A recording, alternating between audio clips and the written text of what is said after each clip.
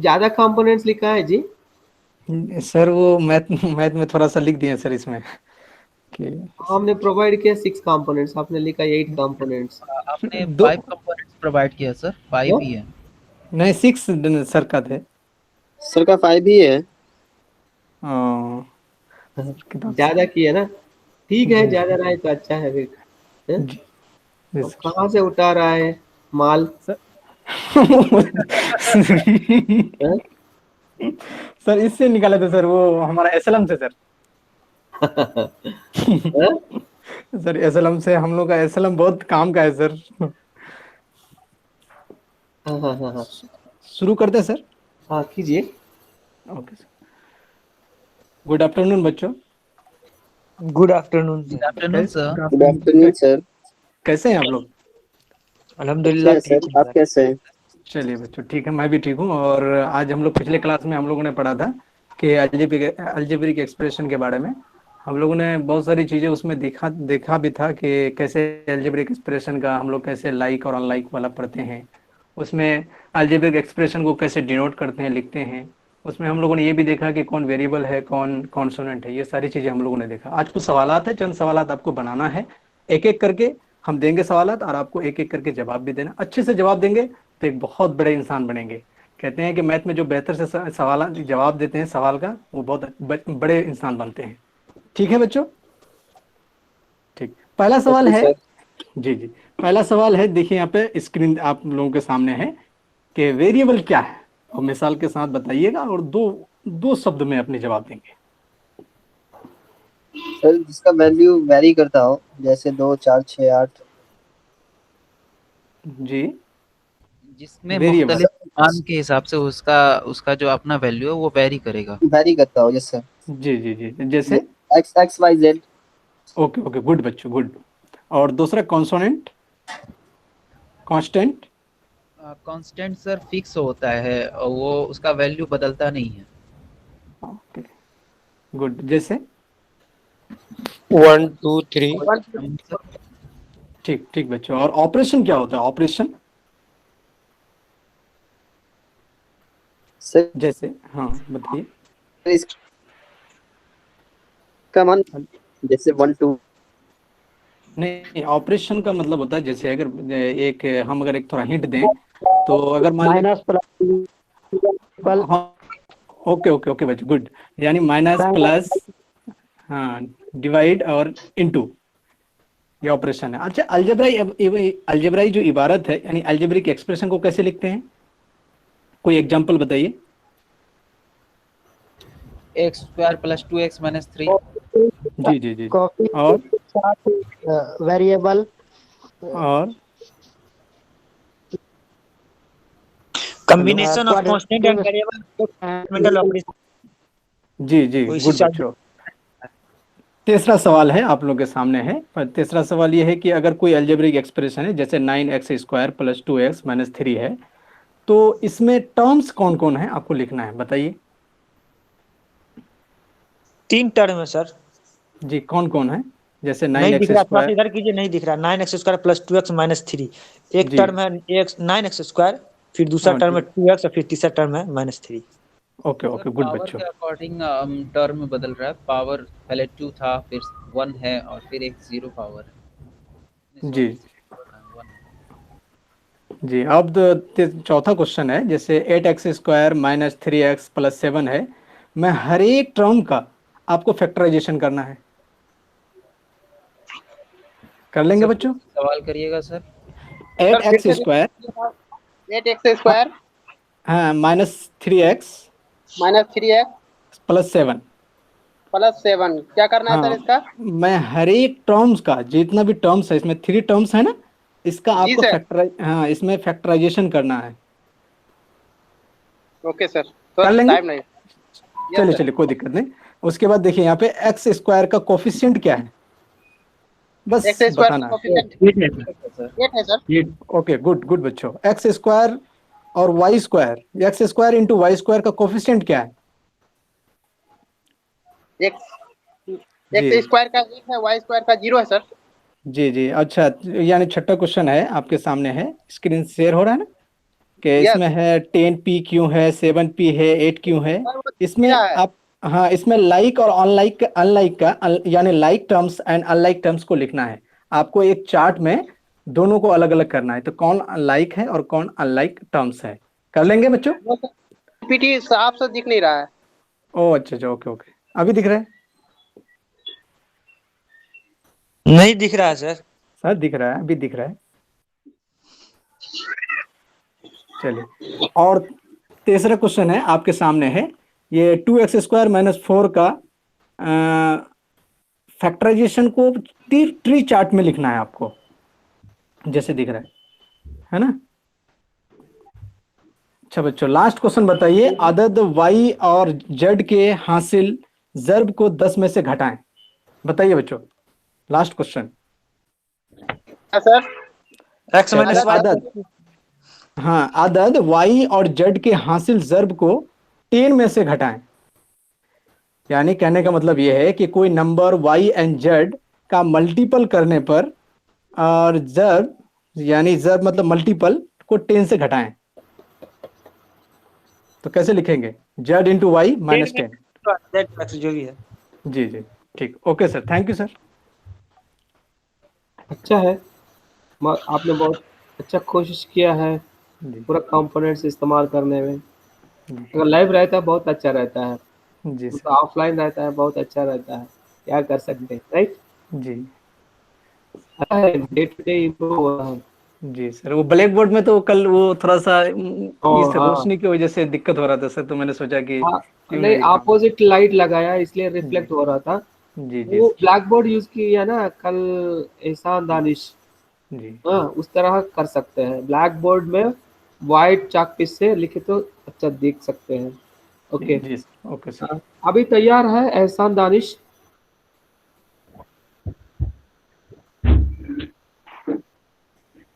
एहसान Danish, yes sir. एहसान, जी sir. हाँ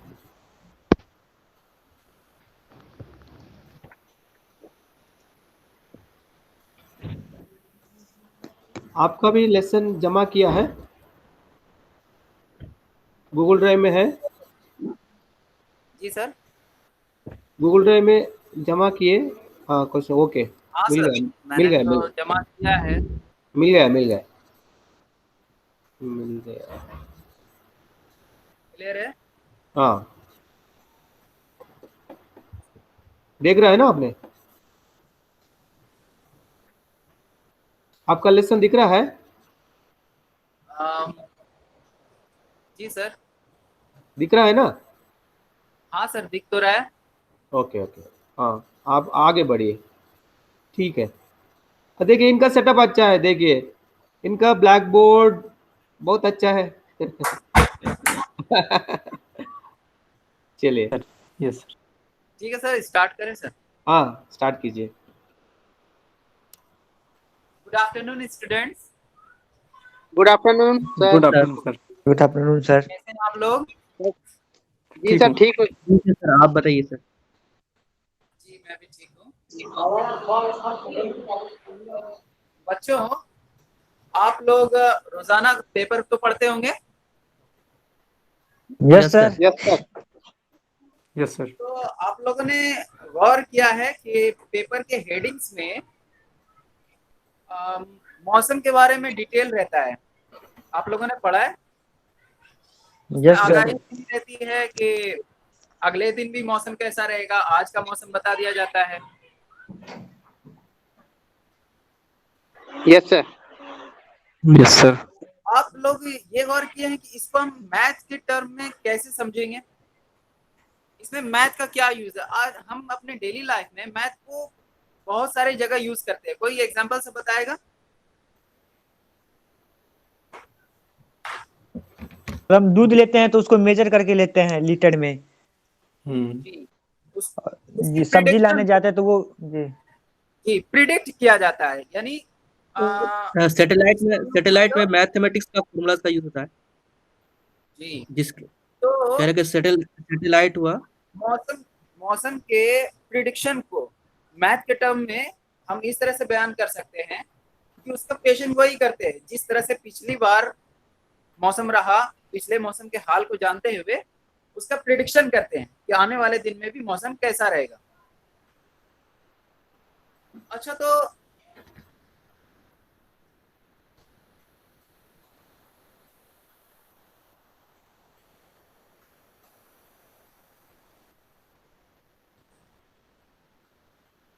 हाँ सर। कहाँ गए सर? सॉरी उधर कोई आ गया था, सॉरी फॉर लेट। हाँ, तो ये कह रहे थे कि हम मैथ का यूज करते हैं अपने डेली लाइफ में, हम गौर करते हैं कि हम हर जगह इसके एप्लीकेशंस को यूज करते हैं। चलो इस तरह से इसको समझा जाए कि जब हम किसी सिक्के को उछालते हैं, जब किसी सिक्के को टॉस करते हैं तो रिजल्ट क्या आता है? या तो हेड नहीं तो टेल। या तो हेड या तो टेल। अगर हम कॉइन को टॉस करते हैं तो क्या आता है? या तो हेड या फिर टेल। हेड या ठीक है टेल। ना? अगर हम चाहें कि हमको हेड लाना है, यानी मेरा पेशेंट गोई रहेगा हेड, तो मेरे पेशेंट गोई का क्या प्रोबेबिलिटी निकलेगा?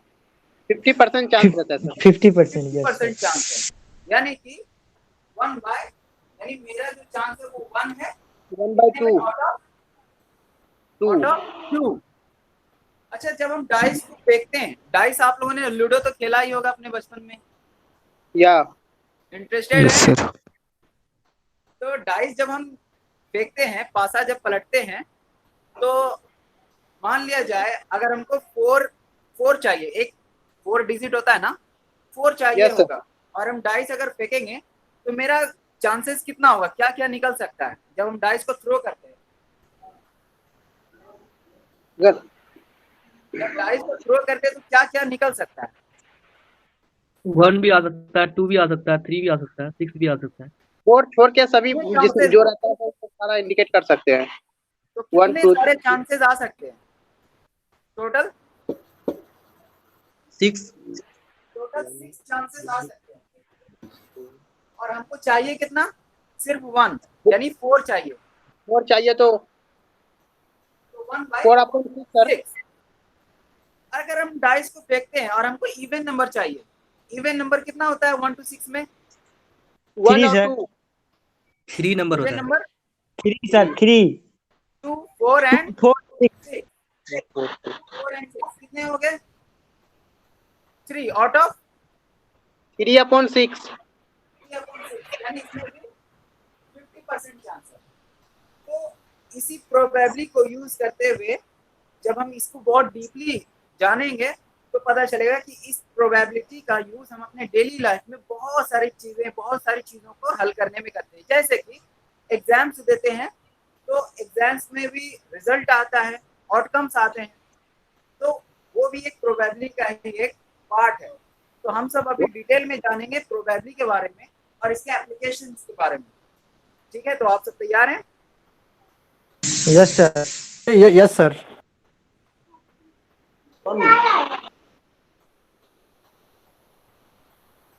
हो गया है? हेलो। जी सर। हैं? हाँ सर। यस सर, हो गया सर। इनका प्रॉम्प्टिंग टेक्निक यूज किया, राइट? क्लू दिया गया है। क्वेश्चन भी देंगे बट लंबा हो जाता सर। हाँ? सोचे थे एक क्वेश्चन भी पूछना था बट लंबा हो जाता, इसलिए मैंने। Okay okay. Seeking further information किए, रीडायरेक्शन किए, रिफोकसिंग किए, इंक्रीजिंग क्रिटिकल अवेयरनेस भी डे टू डे लाइफ में कैसे यूज होता है भी डिस्कस किए, राइट? और कुछ सजेशन देना है? सर बट हमको तो कल से समझ में ही नहीं आ रहा था क्वेश्चनिंग स्किल को कहाँ से ले सर। हाँ? क्वेश्चनिंग स्किल का हमको पैटर्न नहीं समझ में आ रहा था सर कि किस तरह से इसको डील किया जाए। हाँ, आज समझ में आ गया ना? हाँ सर, अब अदर अपने दोस्तों को देखेंगे सर वो किस किस तरह से करते हैं तो और भी आइडियाज मिलेगा सर। ओके। देखिए, क्वेश्चन जब भी क्वेश्चन पूछते हैं ना क्लास में, क्लास को पूछना है, फिर क्लास से रेस्पॉन्स नहीं आता तब हिंट देना, फिर भी नहीं आता फिर आप सीकिंग फर्दर इंफॉर्मेशन के और कर सकते हैं और हिंट क्लू दे सकते हैं। फिर इसके बाद करेक्ट आंसर आने के बाद रीडायरेक्ट कर सकते हैं, रीफोकसिंग कर सकते हैं। फिर डे टू डे लाइफ में कैसे यूज होता है, ये भी जो हाई अचीवर्स रहता है और करेक्ट आंसर देने के बाद इनको चैलेंजिंग करने के लिए इनका हाउ, वाई, एक्सप्लेन, इस तरह क्वेश्चन कर सकते हैं। फिर क्वेश्चन को जवाब मिलने के बाद बच्चों को क्या करना, अप्रिशिएट करना, शाबाश, गुड, एक्सलेंट, मार्वलस, इस तरह बच्चा मोटिवेट होता है। जब बच्चों को मोटिवेट करते हैं ना, आपकी तरफ ध्यान दिया जाता है। ओके, इस तरह कर सकते हैं। अच्छा है। Next Rizwan Alam. Yes sir. Rizwan yes sir. आप कीजिए, अभी तैयार नहीं है, नहीं सर। कल करते हो, फिर आज क्या करेंगे आप? सर वो मतलब बनाए नहीं थे ना सर। बनाना पड़ेगा ना, फिर आज सबका सुनेंगे, आप करेंगे नहीं है? आप मन में उस तरह बना के आया है? नहीं सर, वो टाइम नहीं मिला sir. Obaidullah ji, Obaidullah yes sir. Yes sir. आप कीजिए। मैं शुरू करूँ सर? हाँ, ओके सर, एक मिनट सर।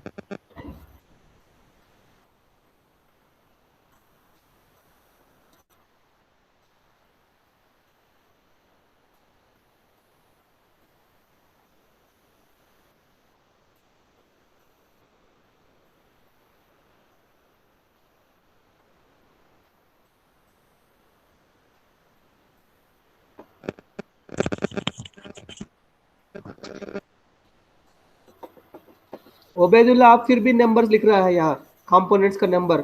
क्यों मैं डिस्क्रिप्शन लिखने की क्यों बोल रहा था, जब आप लिखते हैं ना प्रैक्टिस में आएंगे, बार बार लिखते हैं ना, कंपोनेंट 2 क्या है, seeking further information, redirecting, seeking further information, redirecting, refocusing, seeking further information, refocusing, redirecting, seeking further information, okay, refocusing, increasing critical awareness, बार बार रिपीट होगा ना, आपको कंपोनेंट्स याद रहेंगे, नंबर्स नहीं लिखना। मैं बार बार कह रहा हूं आप लोगों से, नंबर नहीं लिखना, कंपोनेंट का नाम पूरा लिखना। यहाँ अच्छा है, आपका उर्दू राइटिंग अच्छा है। Thank you sir. शुरू करें सर? हाँ सर इसको थोड़ा सा स्क्रीन पे लाइएगा सर, मेरा इसको लेसन को। Micro lesson plan. Yes sir. हाँ हाँ, यस सर। बस। गुड आफ्टरनून बच्चों। Good afternoon sir. Sir sir hello sir. कैसे हैं? हाँ, लेसन चाहिए, सामने रखना है। Yes sir. Yes sir. हम चाहते हैं आपका तस्वीर देखने के लिए। लेसन सामने है। एक बस वो ये देखना है सर, उसमें पिक्चर देखना है, वो तस्वीर जो है वो। ठीक है, देखो एक बार देख लो, फिर शुरू करो। हाँ बच्चों, ये दिख रहा है आप लोगों को? हम्म, जी सर, ये दिख दिख रहा है रहा आप लोगों को? ये तस्वीर दिख रहा है आप लोगों को? जी सर। इस तस्वीर को क्या कहते हैं? रेक्टेंगल। Rectangle sir. रेक्टेंगल कहते हैं। उर्दू में क्या कहते हैं?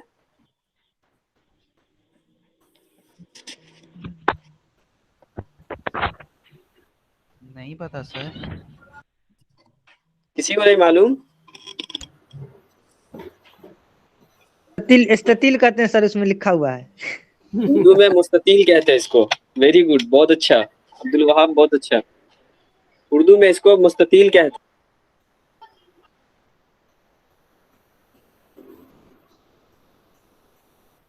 उर्दू में इसको मुस्ततील कहते हैं, बहुत अच्छा।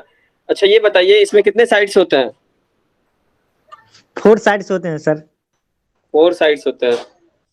4 साइड। बस अब्दुल वहाब भाई सब जवाब दे रहे हैं, बाकी क्यों नहीं जवाब दे रहे हैं? 4 साइड्स होते हैं सर। 4 साइड्स होते हैं। वेरी गुड, बहुत अच्छा। अगर चारों साइड का हम नाम दे दें ABCD, तो साइड का नाम क्या होगा बताइए? A B B C C D D A।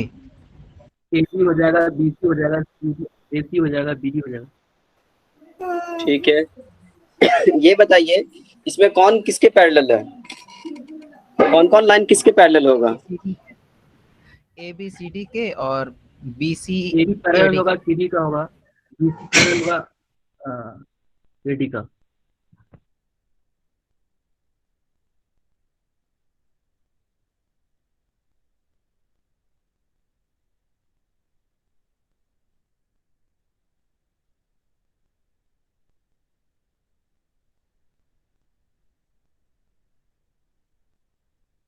Hello हाँ हेलो हेलो, यस सर, सुन रहे हैं, बोलिए। जी सर। सुन रहे हैं ना? जी तो सर। अच्छा, इसका एक एंगल कितने डिग्री का होता है? 90 डिग्री सर। 90 डिग्री का। अगर चारों एंगल का पता करें तो कितना 90 होगा? डिग्री। चारों एंगल का सम सर 360 होगा। 360 होगा। Very good Abdul Wahab, very good. इसका पेरीमीटर कैसे निकालते हैं? पेरीमीटर निकालने का फॉर्मूला आप लोग को पता है? Yes sir. चारों साइड को जोड़ दें सर। चारों साइड को जोड़ देंगे। क्वेश्चन रिपीट कीजिए सर, आवाज क्लियर नहीं आ रही है। ब्रेथ अगर B है तो 2 × L + B। ठीक है, वेरी गुड। इसका अगर रकबा निकालना हो, रकबा निकालने के लिए क्या करना होगा? लेंथ को ब्रेथ से मल्टीप्लाई करना होगा। लेंथ को ब्रेथ से मल्टीप्लाई करना होगा। चलिए अब ये बताइए कि अगर किसी रेक्टेंगल का एक साइड AB अगर हमको दिया हुआ 8 सेंटीमीटर और AC दिया हुआ हमको 4 सेंटीमीटर, तो उसका रकबा क्या होगा, पेरीमीटर क्या होगा, ये बताइए। 32 सर। हाँ, पेरीमीटर हो जाएगा सर 24 सेंटीमीटर में है तो सेंटीमीटर, और रकबा हो जाएगा 32 सेंटीमीटर स्क्वायर। ठीक है, वेरी गुड। हाँ पूछे तो बच्चों, हम लोग इसी के बारे में पढ़ेंगे, एरिया कैसे निकालते हैं और पेरीमीटर कैसे निकालते हैं रेक्टेंगल का या मुस्ततील का, इसी के बारे में पढ़ेंगे। ठीक है सर, थैंक यू।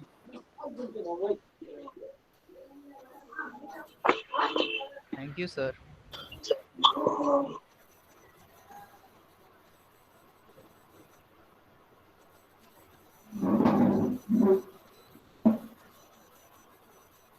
क्या ओबेदुल्ला हो गया?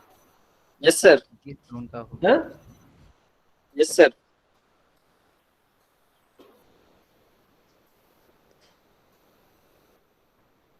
मुजफ्फर साहब, hello. Yes sir, yes sir. Components इनका प्रॉम्प्टिंग हुआ है, प्रॉम्प्टिंग। जी जी सर। प्रॉम्प्टिंग टेक्निक यूज किया गया है, राइट? जी सीकिंग फर्दर इंफॉर्मेशन, जी, ये भी ठीक था सर उसका। बहुत अच्छा। रीडायरेक्शन।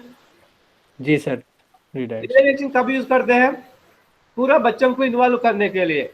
जी। अब इन्वॉल्व करते हैं, किसी बच्चे का रेस्पॉन्स नहीं है, किसी बच्चे का इनकरेक्ट आंसर है, किसी बच्चे का पार्शियल आंसर है, फिर करेक्ट आंसर आने तक रीडायरेक्ट करते हैं। फिर करेक्ट आंसर आने के बाद जिनके पास जवाब नहीं था, नो आंसर, जिनके पास इनकरेक्ट आंसर, जिनके पास उन लोगों से रिपीट करना है। We focusing. Yes sir. Increasing critical awareness तो किया है, मतलब Yes, day to sir. Day life में रेक्टेंगल कहाँ कहाँ यूज होता है, कंस्ट्रक्शन में यूज होता है, पैटर्न्स में यूज होता है। ओके, ये अब ये भी यूज किया गया है, राइट? इस तरह क्वेश्चनिंग स्किल कर सकते हैं, क्वेश्चनिंग ब्लैक बोर्ड ये सब मैथमेटिक्स वाले कर सकते हैं। Yes sir. राइट, नेक्स्ट जो है अब्दुल वाहिब साहब। यस सर, वो देख लीजिए सर थोड़ा सा। क्या देखना? वो भेजे जो है। Lesson plan. ओबेदुल्ला साहब, अब्दुल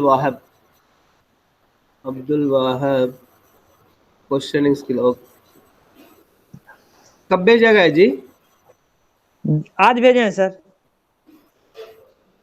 10:47। आपको टाइटल जो है ना इसका सही से लिखना है। पॉलिनॉमियल है? Yes sir. हाँ चलो, दिख रहा है? यस सर, दिख रहा है।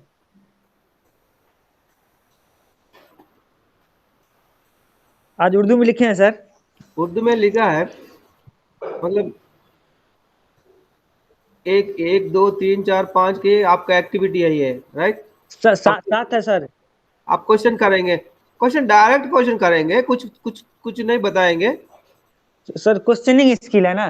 क्वेश्चनिंग में सिर्फ क्वेश्चन ही करना है, नहीं सर। समझाते हुए क्वेश्चंस करना, बच्चों को असेस करते हुए करना, बच्चों को एक्सप्लेन करते हुए करना। ओके, बच्चों क्या अचीव किया उसमें करना, मगर डायरेक्ट क्वेश्चन क्वेश्चन क्वेश्चन। ठीक है, कीजिए।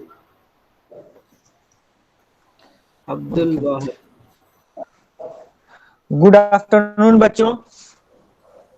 Good afternoon sir. Good afternoon sir. I hope आप लोग अच्छे होंगे। तो जैसा कि पिछले क्लास में आप लोगों को पढ़ाए थे कि अलजेब्रिक एक्सप्रेशन क्या होता है, उससे रिलेटेड जो टर्म होता है, तो आज का जो स्किल है वो क्वेश्चनिंग स्किल है। तो मैं आप लोगों से कुछ क्वेश्चन पूछना चाहता हूं, आप लोग जवाब देंगे। तो बताइए, मेरा पहला क्वेश्चन है कि पोलिनोमियल क्या होता है? जिसका एक से अधिक टर्म रखते हैं उसे पॉलिनोमियल कहते हैं। हाँ, जी जिसका एक से ज्यादा टर्म होते हैं, अलजेब्रिक एक्सप्रेशन में जिसका एक से ज्यादा टर्म होते हैं उसे हम लोग पॉलिनोमियल कहते हैं। नहीं, ये तो नहीं है, दूसरा कोई बोलिए अगर बोल सकते हैं तो। तीन आप से लोग ज्यादा जिसका हो। और कोई बोल सकता? Multiple terms. तो इसका मतलब है कि बताइए कि एक्स स्क्वायर प्लस 2/x ये एक पोलिनोमियल है या नहीं है? अगर आप लोग ऐसा कह रहे हैं तो ये पोलिनोमियल है या नहीं है? X square plus 2/x plus 3। जी बताइए कोई। नहीं। जब जब नहीं है तो फिर कैसे आप कह सकते हैं कि जिसमें 2 या 3 टर्म हो तो उसको पोलिनोमियल कहेंगे? तीन से तो आप ज्यादा हो। जानते हैं जी। An expression of the form a0 plus a1 x to the power n plus a2 x to the power n minus 1 dot dot dot. Power of x, power of variable number will be it means natural number, never will be negative, never will be fraction. आपकी आवाज साफ clear नहीं है, लेकिन थोड़ा सा जो मैंने सुना है तो शायद सही बोल रहे हैं आप। पावर जो बोल रहे हैं वो क्या बोले? वेरिएबल का पावर क्या बोले आप? नेचुरल नंबर में होना चाहिए। जी, होल नंबर अगर होगा तो चलेगा, कोई दिक्कत नहीं है, भी बिल्कुल ठीक है कि वेरिएबल का पावर जो होना चाहिए वो होल नंबर होना चाहिए। अच्छा, तो बताइए कि अलजेब्रिक एक्सप्रेशन जो आप लोग पढ़े हैं तो दोनों में क्या फर्क है, अलजेब्रिक एक्सप्रेशन और पॉलिनोमियल में? दोनों में कुछ फर्क है या कोई फर्क नहीं है? जिस तरह वहाँ से पावर कुछ भी हो सकता है, वहाँ अलजेब्रिक पावर कुछ भी हो सकता है। अलजेब्रिक एक्सप्रेशन में पावर कुछ भी हो सकता है, रूट ये फ्रैक्शन में भी हो सकता है, नेगेटिव भी हो सकता है, कुछ भी हो सकता है, लेकिन पॉलिनोमियल में हमेशा नेचुरल नंबर में पावर होगा। जी, कि अलजेब्रिक एक्सप्रेशन में वेरिएबल पावर कुछ भी हो सकता है, लेकिन पॉलिनोमियल में वेरिएबल का पावर होल नंबर होना मस्ट है। जी, यही मैं सुनना चाह रहा था आप लोगों से और आपने बताया भी, बहुत अच्छा। चलिए, मेरा दूसरा क्वेश्चन है कि वेरिएबल क्या होता है? जैसे इसमें चर्चा हुआ है वेरिएबल का पावर होल नंबर होना चाहिए, तो वेरिएबल क्या होता है? वेरिएबल जिसका वैल्यू बदलते हैं उसको वेरिएबल कहते हैं। जैसे एक्स का वैल्यू बदलेगा, कभी 2 भी हो सकता है, 3 भी हो सकता है, वाई का वैल्यू बदलेगा, तो ये वेरिएबल है। जी, बहुत अच्छा। और टाइप्स ऑफ पॉलिनोमियल, पॉलिनोमियल का टाइप्स क्या है? बाइनोमियल, ट्राइनोमियल, क्वाड, मोनो है और बाइनोमियल है और उसका पॉलिनोमियल, 3 टाइप होती है। चलिए, और भी अच्छे से कोई बोलिए तो, और किसी को पता है तो। अगर कहा जाए कि पॉलिनोमियल, टाइप्स ऑफ पॉलिनोमियल, तो क्या कहेंगे? सिर्फ डायरेक्ट मतलब मोनोमियल बाइनोमियल कहेंगे या फिर कुछ और कहना होगा? किसी को पता है? एक टर्म होगा तो मोनोमियल, 2 टर्म होगा तो बाइनोमियल, 3 टर्म होगा तो ट्राइनोमियल, 3 से ज्यादा होगा तो बाइनोमियल। जी सॉरी, पॉलिनोमियल। जी, तो उसको हम लोग 2 बेस पे बांट देते हैं। पॉलिनोमियल का जो टाइप्स कहते हैं तो उसको 2 बेस पे रखते हैं, एक पावर के बेस पे और दूसरा टर्म के हिसाब से। तो आप लोग जो है वो टर्म के हिसाब से बता रहे हैं, जी बिल्कुल सही बता रहे हैं। और एक पावर के बेस पे भी होता है, अगर उसका पावर 1 है, पावर 2 है, उस हिसाब से भी लीनियर पॉलिनोमियल हो गया, क्वाड्रेटिक पॉलिनोमियल हो गया। ठीक है, आप लोगों ने सही कहा है कि मतलब मोनोमियल तो वो एक बेस है, दूसरा बेस उसका एक्सपोनेंट पे बेस पे भी होता है। चलिए, ठीक है, तो बताइए, आप लोगों ने कहा कि मोनोमियल और बाइनोमियल, तो क्या होता है बाइनोमियल, क्या होता है? जिसमें सारा दो जवाब टर्म हो जैसे। बताइए।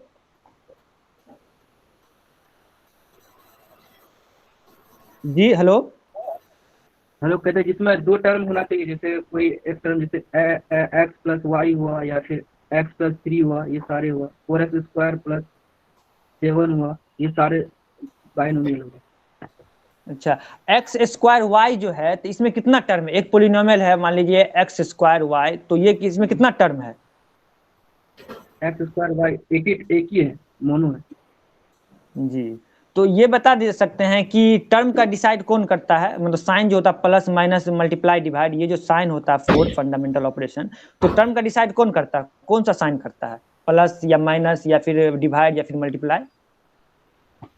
सर वो साइन तो डिवाइड डिवाइड नहीं करता है। जी बहुत अच्छा, प्लस माइनस है ना। मल्टीप्लाई और डिवाइड जो है टर्म का डिसाइड नहीं करता है। अगर टर्म का डिसाइड करता है तो यहाँ पे जो मैंने कहा आपसे कि एक्स स्क्वायर वाई, तो यहाँ तो मल्टीप्लाई है एक्स स्क्वायर वाई के साथ, तो ये एक ही टर्म है ना। लेकिन यहीं पे अगर एक्स स्क्वायर प्लस वाई कह दिया जाए तो यहाँ पे दो टर्म हो गया। बहुत अच्छा जवाब दिया आप लोगों ने। चलिए ठीक है, अब नेक्स्ट क्लास में हम लोग पढ़ेंगे। Thank you sir. वाहिब साहब, यस सर। ये क्या है? जवाब दे दिया है, सेकंड में जवाब दे दिया। सर कुछ जवाब बच्चा दे देता है, कुछ नहीं देता है, तो इस वजह से सर सब जवाब नहीं दे पाता बच्चा।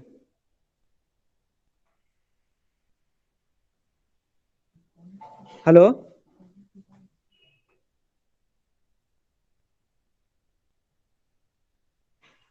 किसी किसी में नो रिस्पॉन्स होता है।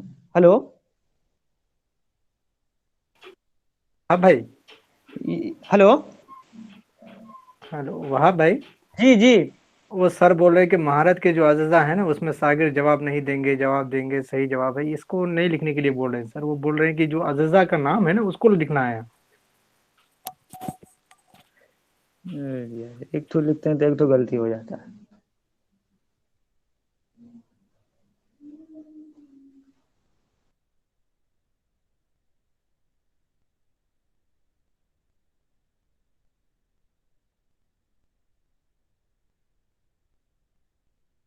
अब्दुल वहाब भाई। हेलो। जी सुन रहे हैं सर, लेफ्ट हो गए, उसका कनेक्शन लगता है थोड़ा सा ये है, गड़बड़ है। तो उसमें तो वही तो लिखे हैं कि शागिर्द ने जवाब नहीं दिया, तो मतलब सर जो लिखे हुए थे एग्जाम में कि नो रिस्पॉन्स। लगभग हम ना 10-12 बार लेसन प्लान बना करके इतना कैंसिल किए हैं ना, कुछ करने का बात नहीं।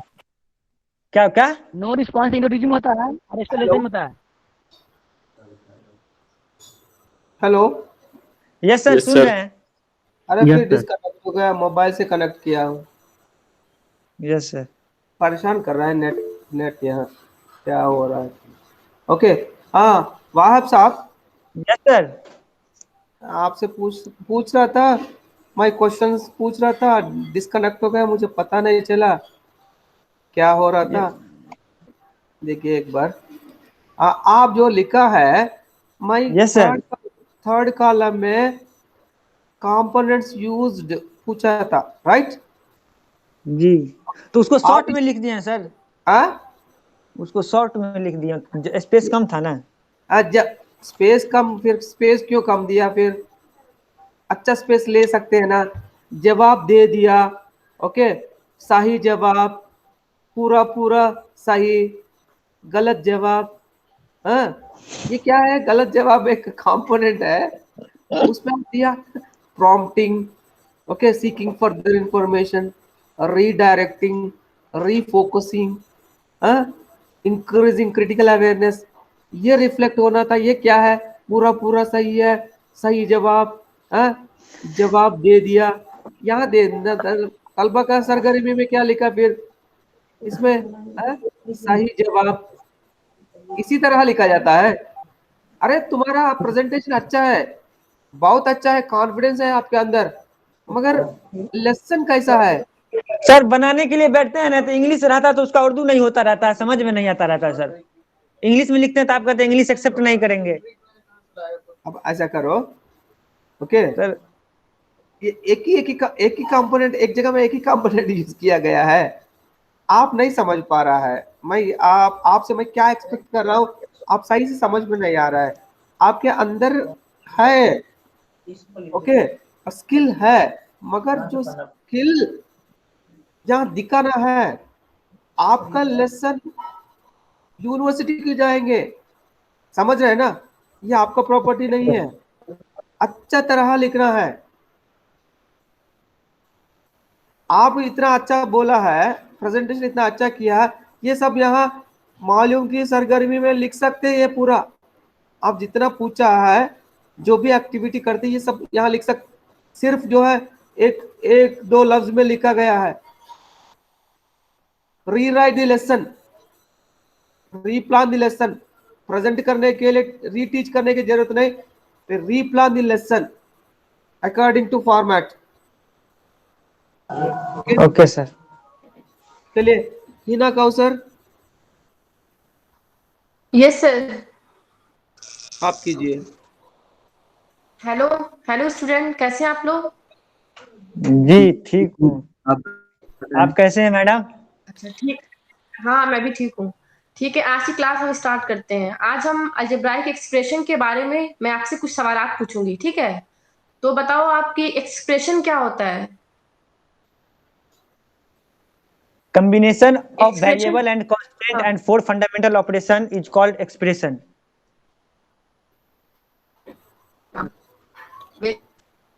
इक्वेशन, फिर इक्वेशन किसे बोलते हैं? एक्सप्रेशन तो बता दिया, तो फिर इक्वेशन क्या होता है फिर? मैम आवाज नहीं आ रही है। इक्वेशन। हेलो जी क्या पूछ रहे हैं आप? इक्वेशन। इक्वेशन जी, इक्वेशन जब क्या कोई होता है? पॉलिनोमियल को जीरो के बराबर कर देते हैं तो वही इक्वेशन बन जाता है। हाँ वेरी गुड। तो डिफरेंस क्या हुआ एक्सप्रेशन और इक्वेशन में? इक्वेशन में इज इक्वल टू 0 होना चाहिए, ठीक है? इक्वल टू की साइड होना चाहिए, एक्सप्रेशन में नहीं, ठीक है? वेरी गुड, आपने सही बताया। अब हम आते हैं कुछ पॉलिनोमियल के टाइप्स के बारे में पूछती हूँ मैं, ठीक है? मोनोनोमियल किसे बोलते हैं? मोनोमियल वैसा पॉलिनोमियल एक ही टर्म हो उसको मोनोमियल कहते हैं। जैसे कोई मिसाल दो, कोई एग्जांपल दो। 3x जैसे थ्री हो गया, 3। हाँ very good very good. Trinomial किसे बोलते हैं? 4x square plus 2x plus 1। कितने टर्म है इसमें? How many terms? 3 टर्म है। 3। हाँ, और बाइनोमियल में? 3 टर्म्स। बाइनोमियल किसे बोलते हैं? 2 टर्म्स, यानी 4 प्लस x 4 प्लस हाँ x। Very good very good. या विद x प्लस y हो गया।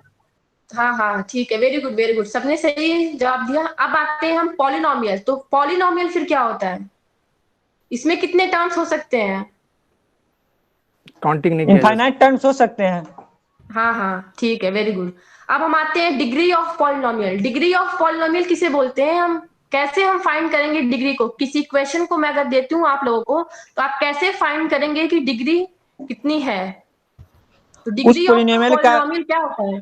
हाँ बोलो। किसी पॉलिनोमियल का जो हाईएस्ट पावर होता है किसी एक खास टर्म का, वही उसका डिग्री कहलाता है। हाँ वेरी गुड।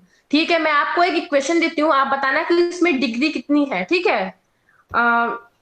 बिल्कुल। क्वेश्चन गौर से सुनना आप लोग, ठीक है? 6x के power 4 plus 2x cube plus 3 is equal to 0। इसमें डिग्री ऑफ पॉलिनोमियल कितनी है? कितनी है? 4। हाँ 4, ठीक है। मैं एक और क्वेश्चन बोलती हूँ आप लोगों को, इसको भी गौर से सुनना आप लोग। सेकेंड क्वेश्चन है 3x cube plus 2x square Y square plus Y cube is equal to 4। इसमें डिग्री कितनी है? डिग्री ऑफ पॉलिनोमियल 4 कैसे हुई?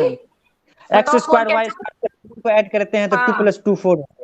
हाँ वेरी गुड। बस आप ही जवाब दे रहे हो अब्दुल्ला, और कोई क्लास में नहीं है क्या जवाब देने के लिए? नहीं है मैम, है मैम, वही आगे बोल देते ना इसलिए। अच्छा ठीक है, आप लोग तो बोलो ना, मुझे पता चलेगा ना कि सबको आता है, वरना मैं समझूंगी कि आप लोगों को नहीं आता है।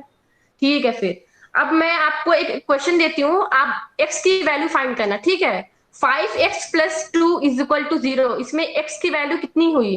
5x plus 2। What is the value of x? x equal to -2/5। -2/5। हाँ 5, हाँ हाँ, वेरी गुड वेरी गुड। मैं एक और क्वेश्चन ऐसे ही देती हूँ आपको, जिसमें आपको y की वैल्यू फाइंड करना है।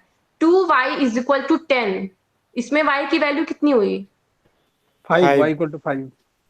हाँ ठीक है। अब मैं एक और क्वेश्चन देती हूँ आपको, इसे फैक्टराइज करना है, फैक्टराइजेशन मेथड से आपको करना है इसे, ठीक है। x² - 12x - 28, इसको आप फैक्टराइज करके बताओ, इसके कितने सॉल्यूशन मिलेंगे हमें? आप ओरली भी बता सकते हो, इसमें कितने सॉल्यूशन मिलेंगे? 2 सॉल्यूशन। कितने? दो 2 सॉल्यूशन सॉल्यूशन। होंगे। हाँ तो आप सॉल्व करके बताओ वो कौन कौन से हुए हैं। हम लोग कर लेंगे मैम। कर लोगे, ठीक है, ओके। ठीक है बच्चों, आज की क्लास हम यही खत्म करते हैं। कल हम अब इससे बड़े बड़े इक्वेशन के बारे में देखेंगे कि बड़े बड़े इक्वेशंस की वैल्यू कैसे फाइंड करते हैं। ठीक है बच्चों, ओके बाय। हो गया सर? हो गया। जी सर। चलिए आपसे पूछता हूँ, आपने प्रॉम्प्टिंग टेक्निक यूज किया है? सर? प्रॉम्प्टिंग टेक्निक यूज किया है आपने? No sir. यूज नहीं किए?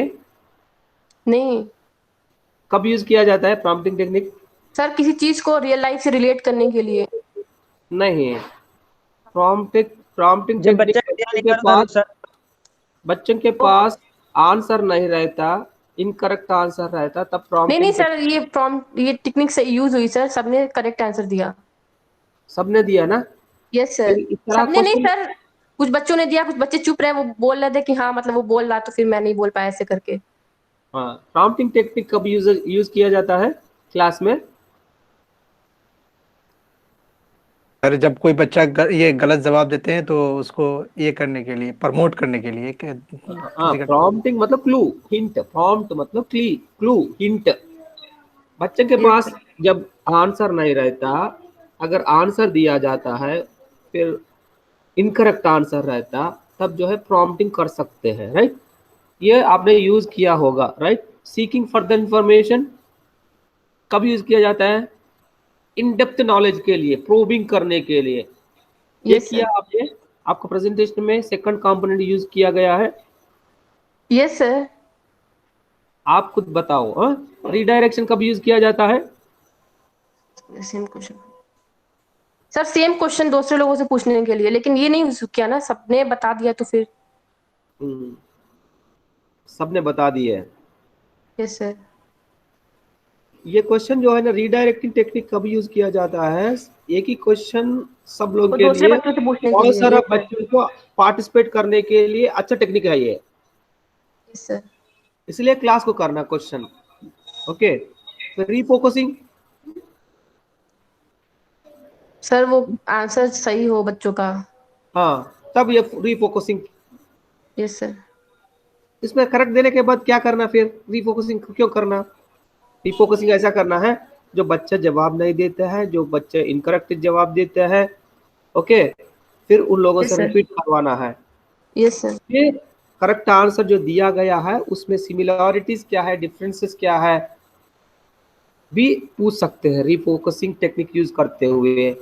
तो इंक्रीजिंग क्रिटिकल अवेयरनेस जो कॉन्सेप्ट के ऊपर डे टू डे लाइफ में कैसे यूज किया जाता है, how, why, explain, justify your answer, okay, give some more example. Yes sir. इस तरह ये यूज किया गया है। यस सर, मैंने पूछा कि कैसे हुआ, क्यों हुआ, मैंने पूछा। ओके, ठीक है। यस ठीक है। नेक्स्ट, तबरेज साहब, आप लोग चार्ट बॉक्स में देखा है क्या क्या लिखा है? Yes sir.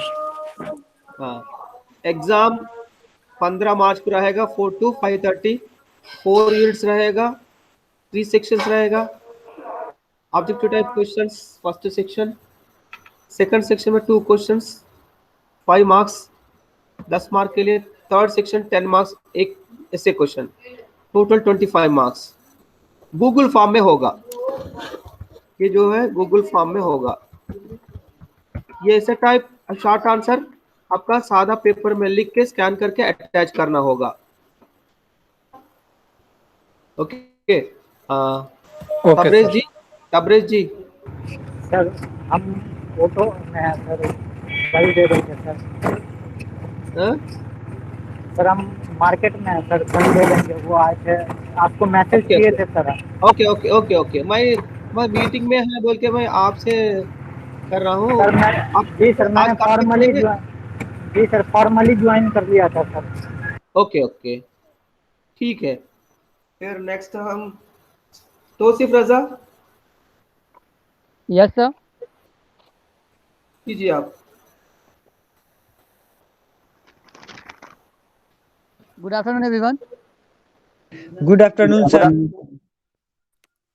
बच्चों आज हमने ट्रिग्नोमेट्री रेशियो के बारे में पढ़ेंगे। वीडियो ऑन नहीं होगा? सर नेटवर्क कनेक्टिविटी इशू रहा sir. Okay okay okay okay go ahead. बच्चों आज हमने ट्रिग्नोमेट्री रेशियो के बारे में पढ़ेंगे और उससे रिलेटेड कुछ आप लोग से क्वेश्चन करेंगे जिसका जवाब आप लोग को देना होगा। तो बताएं आप लोग तैयार हैं? Okay sir, okay sir. कोशिश करेंगे सर, कोशिश करेंगे जवाब देने का। बिल्कुल बिल्कुल सर, बिल्कुल। बच्चों आप बताएं कि साइन कॉस टेन कौन सा अनुपात या रेशियो, जिसे रेशियो बोलते हैं, कौन सा अनुपात है उसका? नहीं समझे सर। साइन कॉस टेन किसके रेशियो में आते हैं? ये राइट एंगल बच्चों मतलब ट्रायंगल के साइड का रेशियो, ट्रायंगल के साइड का रेशियो है सर जी।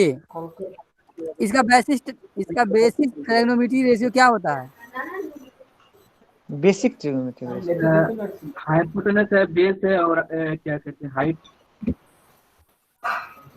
इसका बेसिक ट्रिग्नोमेट्री रेशियो कम ज्यादा से ज्यादा यूज इसमें क्या समकोण त्रिभुज के ही आधार पर किया जाता है? ज्यादा है, वो तो होता ही है, वही होता ही है।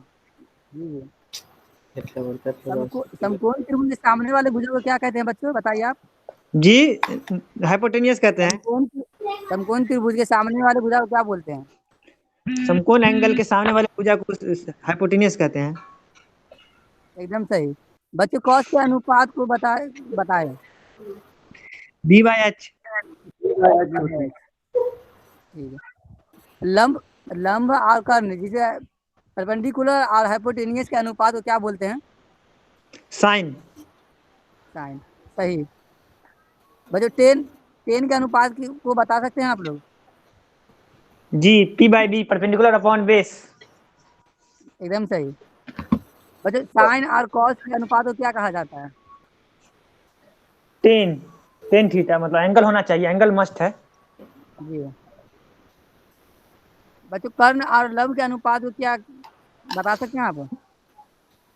कर्ण और लंब जी कोसेक थीटा, सही है आप। अगर एंगल थीटा है तो। जी। बच्चों कॉस को उल्टा किया जाए तो उसे क्या बोलते हैं, जैसे इन्वर्स किया जाए तो? सेक सर। एकदम सही। हम लोग को भी बोलने दोगे ना भाई? अच्छा क्वेश्चन है ना, इस वजह से मजा आता है। क्या बोला जाता है आप लोग बता सकते हैं? जी नहीं क्वेश्चन सब अच्छा कर रहे हैं आप, इसलिए। बच्चे कॉस और साइन के अनुपात को क्या कहा जाता है? थोड़ा सा अनुपात से उधर भी जाइए। रेशियो। मेरा इसी से रिलेटेड ही क्वेश्चन है। ठीक है, कोई बात नहीं। बोलिए।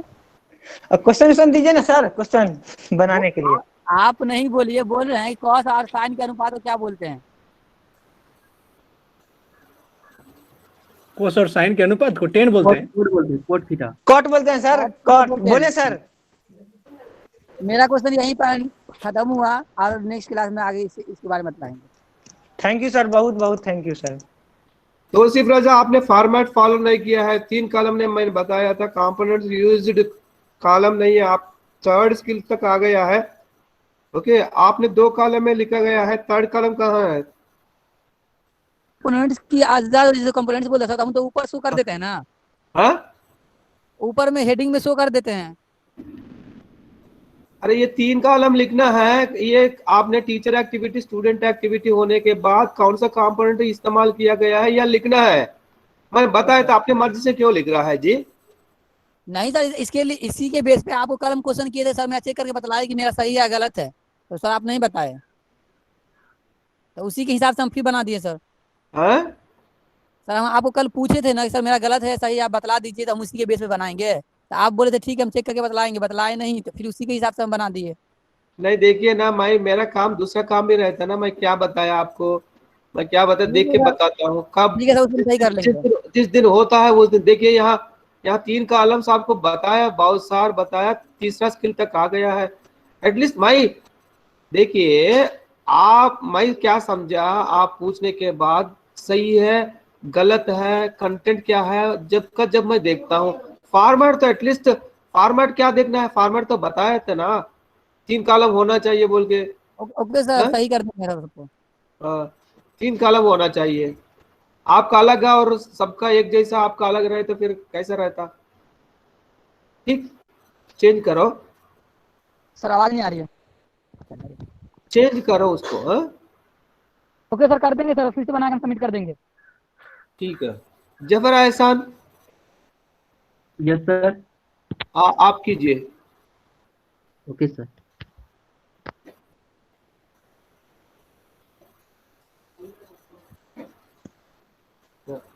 हेलो, आप लोग को क्लियर दिख रहा है? यस सर, क्लियर दिख रहा है। गुड आफ्टरनून एवरीवन, कैसे हैं आप लोग? वेरी गुड आफ्टरनून, अल्हम्दुलिल्लाह ठीक हूँ, आप कैसे हैं सर? सर मैं भी ठीक हूँ। तो कल मैंने जो डिस्कस किया था इंटरेस्ट अमाउंट पर कुछ बेसिक चीज बताया था, आज मैं एक नया टॉपिक लेके हाजिर हूँ। तो उसकी शुरुआत बताइए, पहले आप मुझसे पहले बताइए कि वेरिएबल वैल्यू यानी इसको उर्दू में जो है मुंतफिर कहते हैं, मुंतफिर कदर कहते हैं, वो कोई जानते हैं? बताएं। तौसीफ बताओ।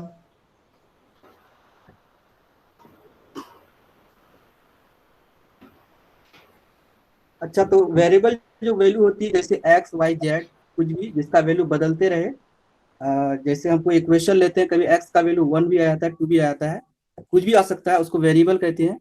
और उसके अपोजिट में नॉन वेरिएबल वैल्यू को जानते हैं? यस सर, जो फिक्स होता है, जो कभी बदलता नहीं है, हमेशा फिक्स होता है, जैसे 5 होता है, ये गुड। तो कांस्टेंट हाँ सही है, फिक्स होती है, जिसको मतलब इंडिया में अगर एक्स जैसे 1 का वैल्यू 1 ही होगा, जिसको उसको अगर कहीं अदर कंट्री में भी यूज करेंगे या फिर कहीं भी दुनिया के कोना में यूज करेंगे तो वही उसको उतना ही वही बोला जाएगा, कोई दूसरा चीज नहीं बोलेंगे, तो फिक्स वैल्यू होती है। तो आज जो मेरा जो टॉपिक है वो एक्सपोनेंट एंड पावर है। मैं इस पे कुछ कुछ बेसिक पहले आप लोग को बताता हूँ, उसके बाद फिर इस पे सवाल करेंगे।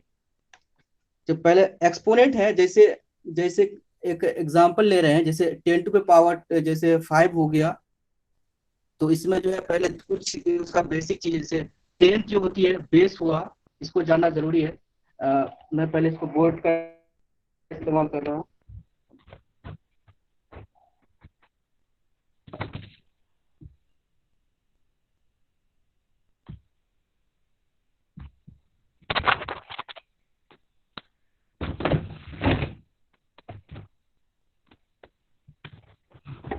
हेलो, दिख रहा है? यस सर, कोई एग्जांपल ले लेते हैं, 10 टू द पावर 5, ये 10 क्या होता है तो बता सकते हैं? बेस। हाँ, तो ये 10 जो है बेस होती है, सही है। और ये उस ऊपर जो 5 लिखा हुआ है ये क्या होती है? एक्सपोनेंट। एक्सपोनेंट या फिर पावर भी पावर होती है, जैसे ये पावर हो जाती है, तो इस पूरे टर्म को जो बोलते हैं एक्सपोनेंट फंक्शन। जी, एक्सपोनेंशियल फॉर्म कहते हैं जी। हाँ, इसको बहुत तरह से लिख सकते हैं, और भी एग्जाम जैसे a टू पावर 5 या फिर y टू पावर 10, ऐसे बहुत सारे एग्जाम्पल हैं। और दूसरी चीज है कि मैं पहले जो है एक्सपोनेंट का कुछ लॉज है, मैं वो दिखाना चाह रहा हूँ आप लोग को। दिख रहा है? धुंधला धुंधला दिख रहा है। पहले नंबर पे है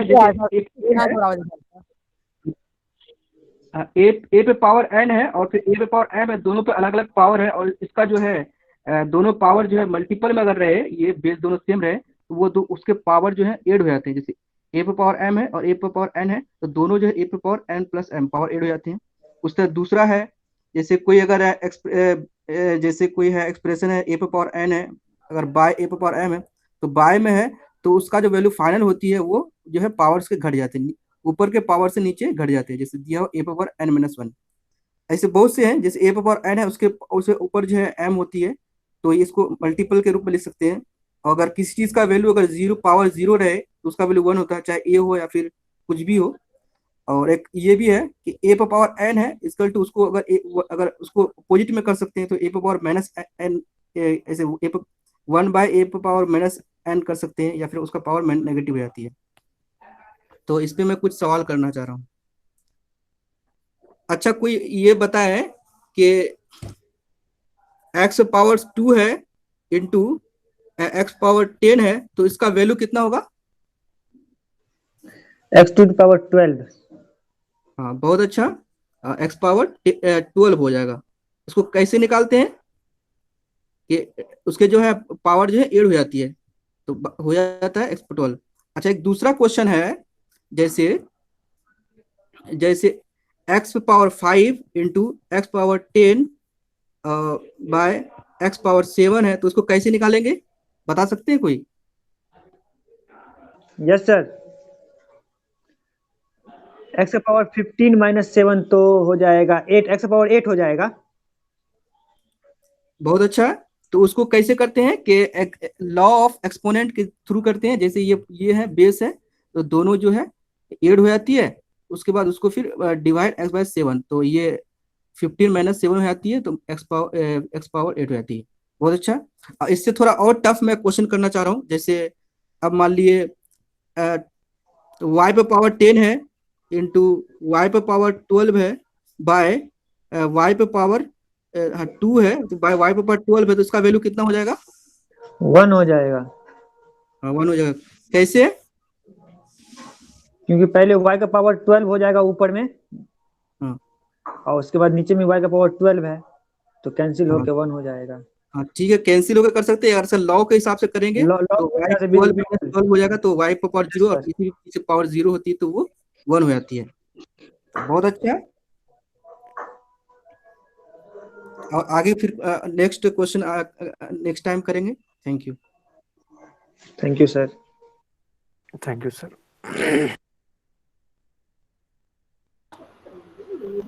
जफर एहसान हो गया? Yes sir. जफर साहब कैसा था मुजफ्फर साहब? अच्छा था सर। जफर एहसान अच्छा था सर। सीधा कौशल? यस सर, अच्छा रहा सर। हाँ, अच्छा रहा सर। क्वेश्चनिंग स्किल का कंपोनेंट जो पूरा क्वेश्चनिंग स्किल का कंपोनेंट यूज किया गया है। सर पूरा तो नहीं, बट यूज किया गया सर। कोशिश किया। Yes sir. ठीक है। और कौन बचा? रिजवान साहब, आप तैयार है?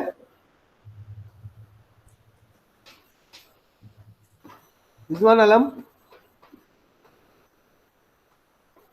रिजवान आलम। सर आज उसका तैयार नहीं है सर, वो कल ही पेश करेंगे। अब इशार आलम सर, इशार आलम। इशार आलम है sir.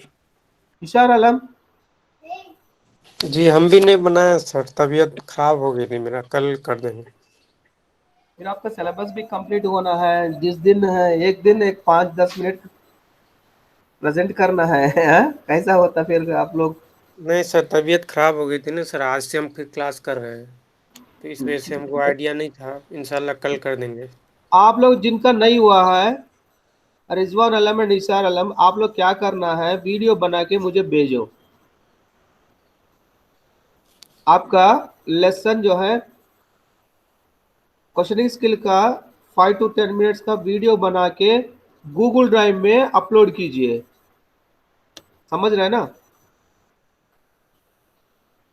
Essar Alam and Rizwan आलम, आप दोनों आज का स्किल वीडियो करते हुए रिकॉर्ड करके गूगल ड्राइव में अपलोड कीजिए, क्योंकि आप लोग का फिर दोबारा करने के मेरा पास टाइम नहीं है।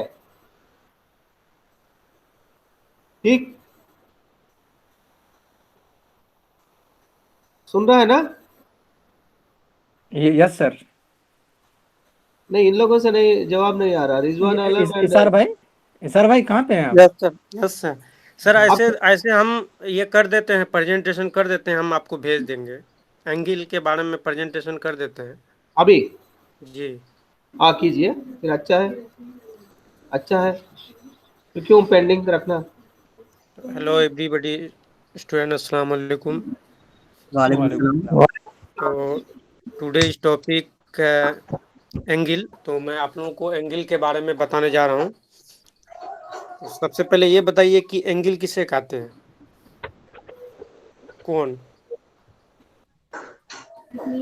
वैसा दो लाइन जिसका इनिशियल पॉइंट सेम हो, उसके बीच में जी, जो मतलब होता है, वही एंगल कहलाता है। 3 साइड से मिले बंद तीन कहाँ आकृति को। होगा? तीन साइड से एंगल नहीं होगा ना। सर जिसका दो इनिशियल साइड पॉइंट सेम हो, एलिमेंट या ऐसा दो रे जिसका इनिशियल पॉइंट सेम हो, जी उसके जी बीच जी जी फिगर बनता है, वही एंगल का फॉर्मेशन जी जी। करता है। वह दो किरण जिसका आध बिंदु कॉमन हो उस एंगल कहते हैं। बस डायरेक्ट शॉर्ट में, या ऐसे हो भी सके कह तो सकते हैं सर, हो सके तो कि वीडियो ऑन कर लीजिए। वीडियो ऑन नहीं होगा भाई, थोड़ा सा नेटवर्क इशू है। चलिए कोई दिक्कत नहीं। जैसे कि दो किरण से बनी हुई आकृति जिसका एक एंड पॉइंट्स कॉमन हो और जिसे मापा जा सकता है, किरण कहलाता है। ठीक है। तो बच्चों ये बताइए कि माप के आधार पर कौन कितने प्रकार के होते हैं, या पता है कुछ भी? यस सर, पता है। कितने? 4-5 है कम से कम, जैसे एक्यूट चार एंगल पांच हो कोई गया, एक राइट फिक्स एंगल हो गया, फिक्स वैल्यू ऑब्ट्यूज हो होगा गया। ना? 4-5 कोई आंसर थोड़ा ना होता है, कोई अप्रोक्स वैल्यू होगा ना। 4-5 ऐसी कैसे हो जाएगा? बता रहे हैं, सुनिए। बोलिए। एक्यूट तीन सुनिए, वैल्यू है, एक्यूट लेकिन एक्यूट भी एंगल है। हो गया, ऑब्ट्यूज जी एंगल हो गया, राइट एंगल हो गया, स्ट्रेट एंगल हो गया, और जी एक और होता है जिसको क्या कहते हैं, ऑब्ट्यूज एंगल भी होता है। और कंप्लीट एंगल होता है। एक और बचा हुआ है जो नहीं याद है अभी। 360 कितना हो डिग्री। गया? मेरे ख्याल से तो 10 होते हैं माप के आधार पर कोण। जैसे कि शून्य कोण हो गया, न्यून कोण हो गया, समकोण हो गया, अधिक कोण हो गया, ऋजु कोण हो गया, लंब कोण हो गया, वृत्त कोण या पूर्ण युक्त कोण हो गया, संपूर्ण कोण हो गया, परिपूरक या पूरक कोण हो गया, संपूरक कोण। इस तरह से 10 प्रकार के। तो बच्चों ये बताइए कि शून्य कोण यानी लीस्टर्न एंगल किसे कहते हैं? जिसका कुछ नहीं, मतलब जीरो हो उसी को ना शून्य कोण कहेंगे। जी जी जी, राइट राइट राइट। और एक्यूट एंगल न्यून कोण? जिसका 0 और 90 के बीच में हो, जिस एंगल का मेजर, उसको एक्यूट एंगल जी जी जी जी, जीरो यानी कि मतलब more than 0 and less than 90, right. Yes sir. Example example 45 degree, 53 degree, कुछ भी, 1 degree, 2 okay okay degree. Okay, thank you, good. और बच्चों ये बताइए कि राइट एंगल किसे कहते हैं? जिस एंगल का मेजर एग्जैक्ट 90 डिग्री हो। Okay okay, right. और अगला अगला क्वेश्चन है, रिफ्लेक्स एंगल किसे कहते हैं? किसी को पता है? Yes sir. बोलिए। यानी 180 से ज्यादा हो, 270 से कम हो, उसको रिफ्लेक्स जी एंगल जी कहते हैं। जी जी, मोर देन 180 और 270 नहीं, 360 से मतलब लेस हो, ओके सर, ओके। उसे मतलब रिफ्लेक्स एंगल कहते हैं। और लास्ट प्रश्न है कि ऋजु पूरक कोण या सप्लीमेंट्री एंगल किसे कहते हैं? जब दो एंगल का सम 180 हो जाए तो उसको सप्लीमेंट्री एंगल कहा जाए। जी जी जी, थैंक यू। तो ये जवाब किसने दिया? जी आप कौन? अब्दुल वहाब ने क्या? जी और जी। बाकी स्टूडेंट को नहीं पता है क्या, मुजफ्फर भाई? नहीं सर, पता है, लेकिन वही वो आगे जवाब दे देते हैं ना, इसलिए। जी जी जी कोई दिक्कत नहीं, आप नाम लेके भी पूछ सकते हैं। जी जी जी जी। तो रिजवान भाई, नाम लेके भी पूछ आपसे एक सकते हैं आप। प्रश्न है कि संपूर्ण कोण मतलब परफेक्ट एंगल किसे कहते हैं? लास्ट सवाल ये बता दीजिए आप। मैं आपको इंडिविजुअली पर्सनली कह रहा हूँ।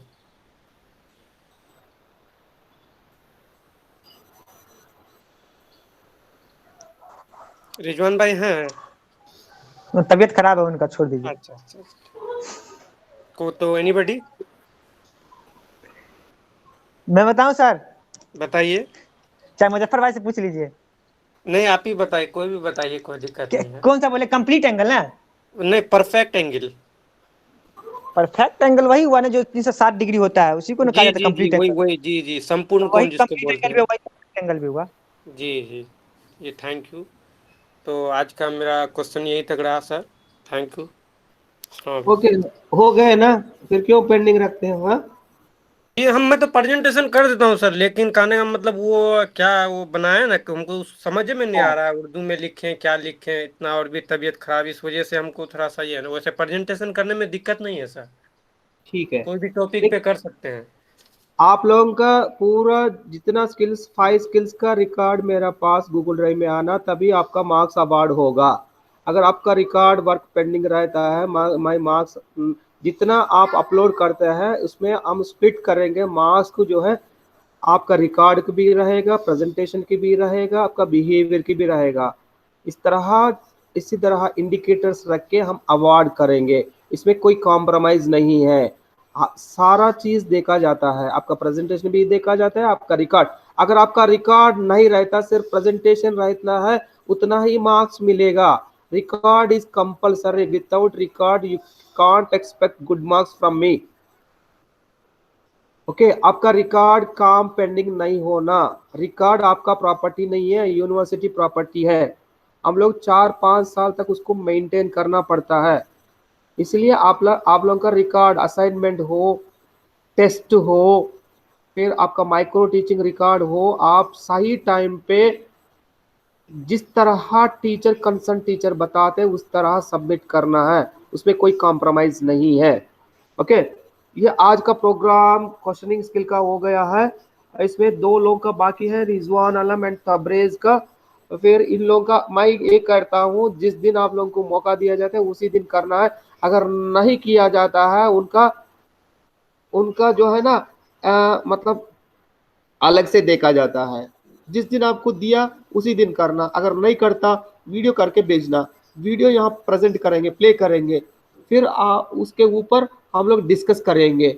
इस तरह होता है आपका सप्लीमेंट्री एग्जाम जैसा होता है ना, जिस दिन एग्जाम नहीं रहता, नहीं लिख पाता, फिर सप्लीमेंट्री उसी तरह ही ट्रीट किया जाएगा। उससे बचने के लिए जिस दिन आपको अलर्ट किया उसी दिन करना। अगर नहीं होता रिकॉर्ड करके मुझे गूगल ड्राइव में करना, अगला दिन उसको प्ले करेंगे। पहला दिन पेंडिंग काम टेकअप नहीं करेंगे, फ्रेश काम टेकअप करेंगे।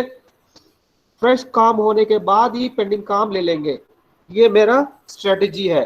ओके, फिर इसके बाद हम लोग कल के लिए हम तैयार करेंगे। कल क्या होगा? Stimulus variation skill. Stimulus variation कब यूज करता है, क्यों यूज करता है?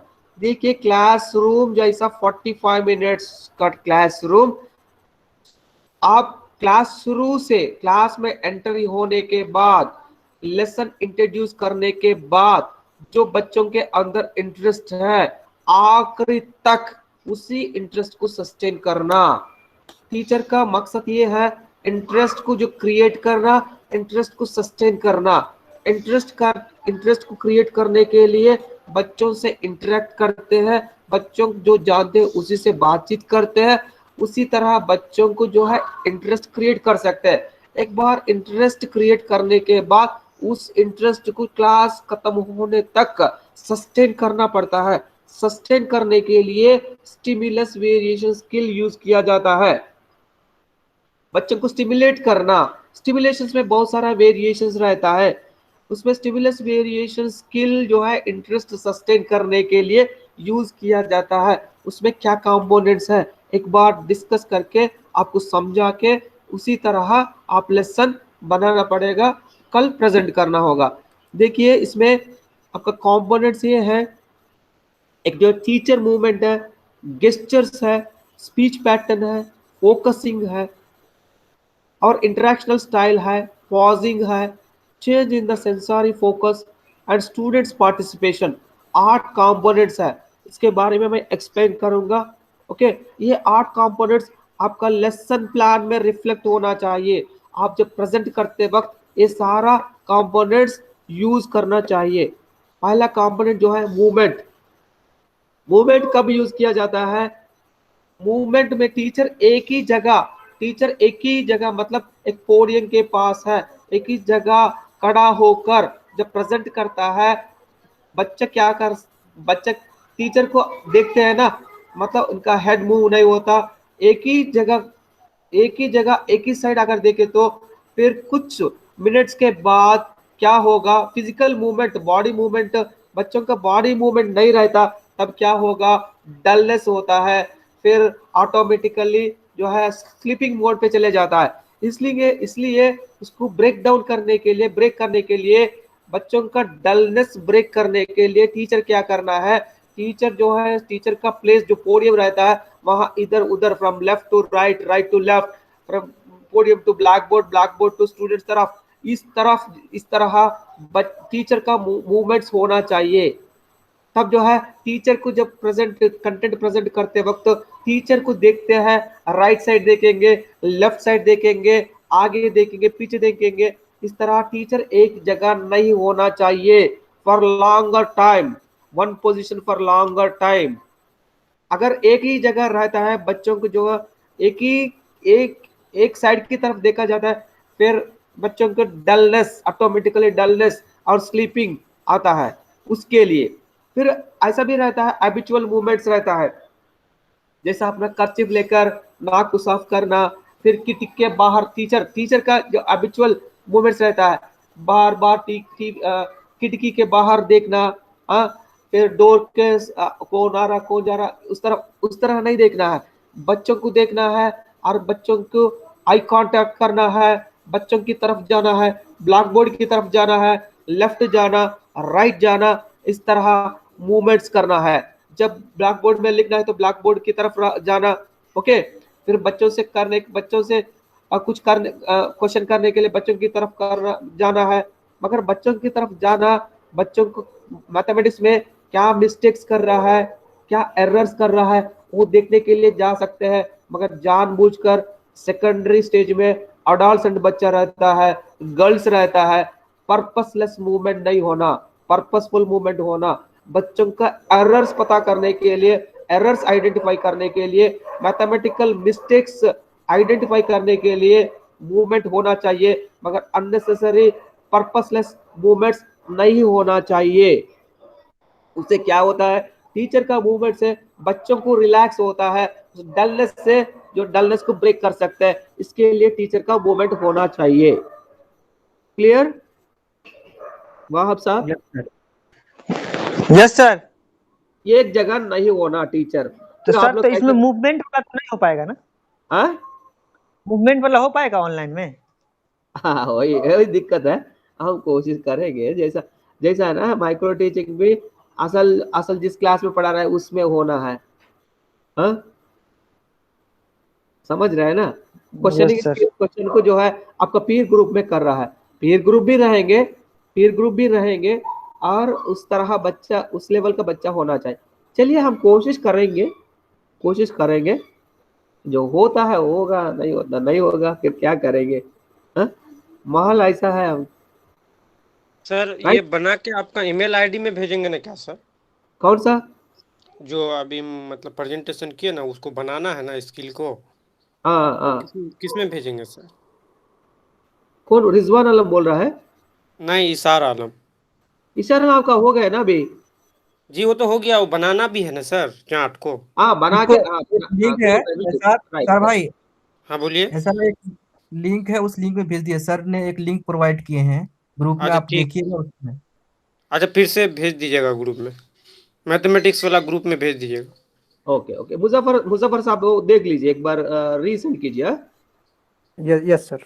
ओके, मूवमेंट हो गया ना, टीचर का मूवमेंट होना चाहिए, मूवमेंट पर्पसफुल होना चाहिए, बच्चों का डलनेस को ब्रेक करने के लिए होना चाहिए, एक जगह खड़ा नहीं होना चाहिए, इधर उधर मूवमेंट करना है। कैसा करना है मूवमेंट? स्टूडेंट की तरफ भी जा सकते हैं, ब्लैक बोर्ड की तरफ भी जा सकते हैं, मगर ये हैबिचुअल मूवमेंट्स नहीं होना चाहिए। बार बार खिड़की के बाहर देखना, विंडो के बाहर देखना, एक बच्चों के तरफ देखना, इस तरह नहीं होना। राइट। नेक्स्ट गेस्चर्स एक बॉडी मूवमेंट हो गया है। नेक्स्ट जो है गेस्चर्स, फेशियल एक्सप्रेशंस होना चाहिए, आपका हाई फेस। ओके, ये इसीलिए बच्चा ज्यादा टीचर का बिहेवियर देख के सीखता है। कंटेंट किताब में भी है, यूट्यूब में भी है, बहुत सारा रिसोर्सेस है कंटेंट सीखने के लिए, मगर बच्चा नॉन वर्बल से ज्यादा सीखते हैं। ओके, नॉन वर्बल क्लूज देखिए, जैसा है ना आपका हेलो विथ स्माइल कैसा रहता है? सिंपल हेलो कैसा रहता है? ओके, हेलो विथ स्माइल, आपका फेस में expressions, face is the mind of index, कहते हैं ना, जिस फेस में जैसा है ओके उसी तरह रिफ्लेक्शन रहता है। ओके, आपका फेशियल एक्सप्रेशंस जब सारो रहता है उसी तरह आपका इमोशंस होना चाहिए, आपका फीलिंग उसी तरह एक्सप्रेस करना चाहिए। जब जॉयफुल रहता है उसी तरह आपका एक्सप्रेशंस, आपका फीलिंग्स, इमोशंस उसी तरह होना चाहिए। इसमें वर्बल नॉन वर्बल को मिलाते हुए पढ़ाना है। ओके, वर्बल नॉन वर्बल मतलब आपको सर्किल बता रहा है, सर्किल का शेप आपका हाथों से दिखाते हुए फिर बच्चों को समझाने की कोशिश करना है। ये गेस्चर्स है, मतलब आपका फेशियल एक्सप्रेशंस कंटेंट के हिसाब से आपका फेस में एक्सप्रेशंस भी बदलना है। Okay, clear? इसमें इसमें क्या क्या आता है? आपका फेस में आई का जो है ना, आई मूवमेंट्स, ओके, आपका स्माइल, आपका सीरियसनेस, अगर बच्चा कुछ गलत कर रहा है तब जो सीरियस देखते हैं। ओके, अगर बच्चा अच्छा रिस्पॉन्ड कर रहा है ओके फिर आप हंसते हैं। कि कंटेंट हिसाब से आपका गेस्चर्स होना चाहिए। Okay, next speech pattern. Speech pattern ऐसा होना चाहिए, एक टोन नहीं होना चाहिए। अगर एक टोन रहता है ना, बच्चा स्लीपिंग मोड पे चले जाता है। ओके, आपका वॉइस में, स्पीच में चेंजेस होना, एक बार वॉल्यूम पिच हाई होना चाहिए, एक बार स्लो होना चाहिए, एक बार पास भी देना चाहिए। तब अगर आपका स्पीच पैटर्न में चेंजेस रहता है, बच्चों का जो डलनेस को दूर कर सकते हैं, बच्चों को एक्टिव रख सकते हैं। ओके, एक बार हाई पिच होना, एक बार लो पिच होना, ओके, एक बार पास भी देना, कुछ सेकंड तक कुछ बात भी नहीं करना। बच्चा क्यों पास किया गया सोच सकते हैं।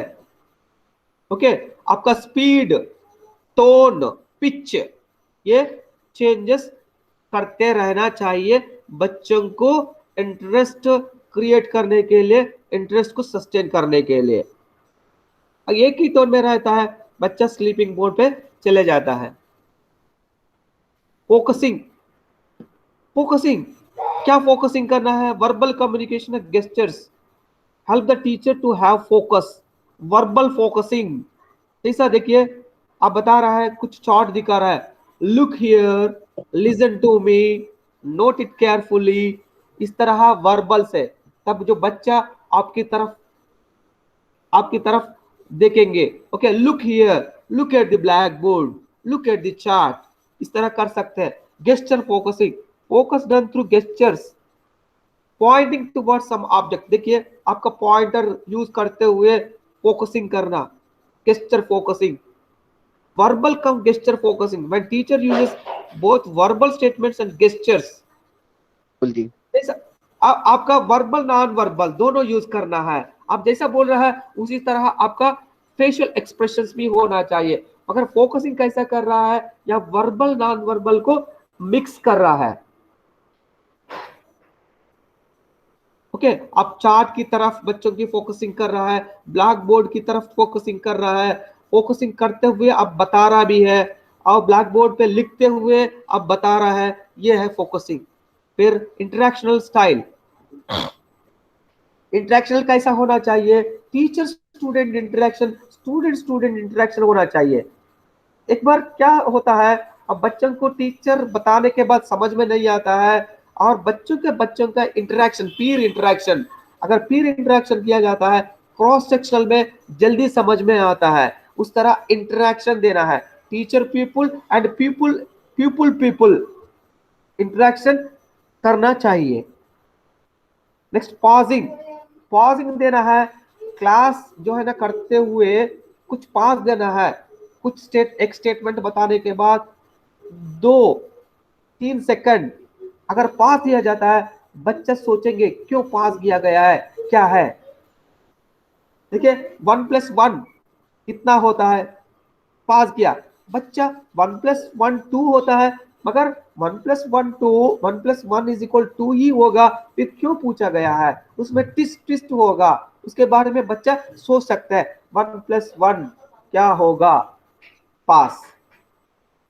इस तरह कर सकते हैं। साइलेंस ड्यूरिंग टॉक, जब आप जब बोलते हुए थोड़ा सा पास देना है, बच्चे उसके ऊपर आप जो बता रहा है उस कॉन्सेप्ट के ऊपर बच्चा सोच सकते हैं, बच्चों को लाइव रख सकते हैं।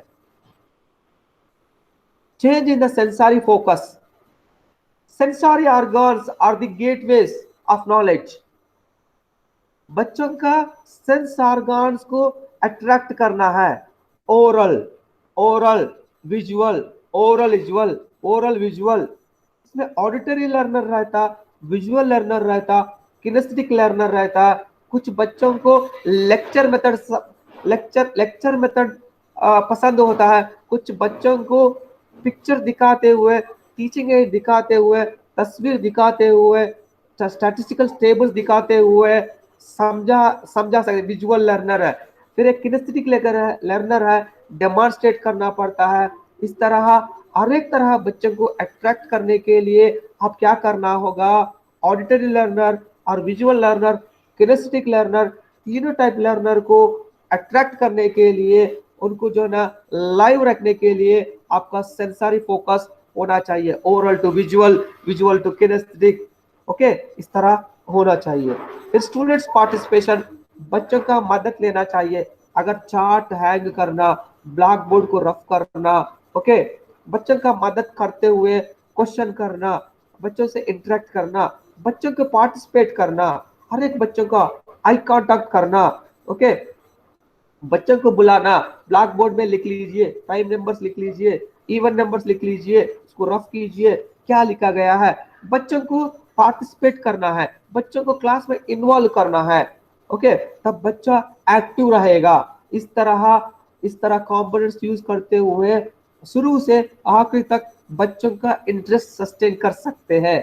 इस स्किल में, स्टिमुलस वेरिएशन स्किल में क्या क्या है, teacher movements, teacher gestures, teacher speech pattern low high, एक टोन नहीं होना, focusing verbal non verbal, interactional style, student teacher interaction, student interaction, pausing and change in the sensory focus, oral, visual and body. Next, student participation, student को involve करना है, okay, operators, handling operators, dramatization, writing on the blackboard, students help in hanging the chart। इस तरह बच्चों का भी मदद लेना चाहिए, बच्चों को एक्टिव रखने के लिए, ओके। इस तरह 8 कंपोनेंट्स यूज करते हुए आपका लेसन तैयार करके कल प्रेजेंट करना है, राइट। आपका देखिए यहाँ आपका फिर बता रहा हूँ, आपका डिटेल्स रहेगा। क्राइटेरिया क्या है, देखिए क्राइटेरिया क्या, कौन सा क्राइटेरिया यूज किया, गेटिंग पीपल अटेंशन, बच्चों का अटेंशन के लिए, और clarification of the content clarification के लिए, creating interest among the students, बच्चों के अंदर इंटरेस्ट क्रिएट करने के लिए, maximum involvement of the students, students को इन्वॉल्व करने के लिए ये स्टिमुलस वेरिएशन स्किल यूज किया गया है। इसमें कंपोनेंट्स क्या है, movement, gestures, speech pattern, focusing, interactional style, pausing, change in the sensory focus, students participation. ये 8 कंपोनेंट्स यूज करने के लिए student teacher activity, students activity, components used. यहाँ मैंने नंबर लिखा है, मगर आप लोग नंबर नहीं लिखना है। कंपोनेंट का नाम 1 मतलब मूवमेंट्स, 2 मतलब गेस्चर्स, 5 मतलब इंटरेक्शन स्टाइल, 7 मतलब चेंज इन सेंसरी फोकस। ये 4 कंपोनेंट्स यहाँ यूज किया गया है, ओके। इस तरह आप ऑलरेडी गूगल क्लासरूम में दिया गया है, एक बार पढ़ लीजिए। इस तरह होना चाहिए। ये 1 पेज हो गया, 2 पेज, ओके, फिर तीसरा पेज में ये है, मिनिमम 2 पेज आपका लेसन होना चाहिए। इसमें शुरू हुआ, यहाँ एंड हुआ, इस तरह होना चाहिए। जो भी आप बताते हैं, जो भी आप बच्चों से डिस्कस करते हैं, इस तरह पैराग्राफ की तरह होना चाहिए, बल्कि एक लाइन में, आधा लाइन में, 1.5 लाइन में, ऐसा नहीं होना चाहिए। इस तरह पैराग्राफ की तरह आप जो भी बच्चों से बातचीत करते हैं, ओके, ये सब यहाँ लिखना है। ये आपका पोर्शन है, स्टूडेंट टीचर एक्टिविटी, ओके। इस आप जो भी एक्टिविटी करते हैं ये सारे के सारे यहाँ लिख सकते हैं, तब आपका लेसन अच्छा बन सकते हैं। Okay clear? Okay sir, clear sir. समझ लिया ना? Yes sir. ये 8 कंपोनेंट्स यूज करते हुए सर हम लोग का तो कल ये 6 तारीख को यानी पेड टीचिंग तो खत्म हो जाएगा सर, जो प्रिंसिपल का जो ऑर्डर है सर, और हम लोग का बचा नहीं है। हम लोगों ने 3 दिन मैथ का और फिर 3 दिन फिजिकल साइंस का है सर, कल से शुरू। फिर हम क्या करेंगे, मंडे ट्यूसडे में कंप्लीट करेंगे। इसीलिए ज्यादा देखिए मैं इस तरह नहीं करता, अगर रेगुलर में होता है ना बहुत अच्छा, हम पूरा दिन इसी में चलता है, मगर 1 घंटा में कितना होगा सही करने में 2-3 दिन लगा है, फिर 3 स्किल्स हो गया है। फिर नेक्स्ट मंडे में स्टिमुलस वेरिएशन मंडे ट्यूसडे में कंप्लीट करेंगे। और कितना स्किल हम लोग का सर बचा हुआ है सर मैथ में? 2 और 2 ये हो गया 4। आज तक आप 5 स्किल करना है, 5 स्किल। तो स्टिमुलस वेरिएशन के बाद ब्लैक बोर्ड स्किल सर? हाँ, ब्लैक बोर्ड स्किल से खत्म हो जाएंगे। ओके सर, हम लोग अब मंडे से कर लेंगे ना जी। ब्लैक बोर्ड इम्पोर्टेंट है ना? जी जी जी जी सर। मैथमेटिक्स वालों को ब्लैक बोर्ड होना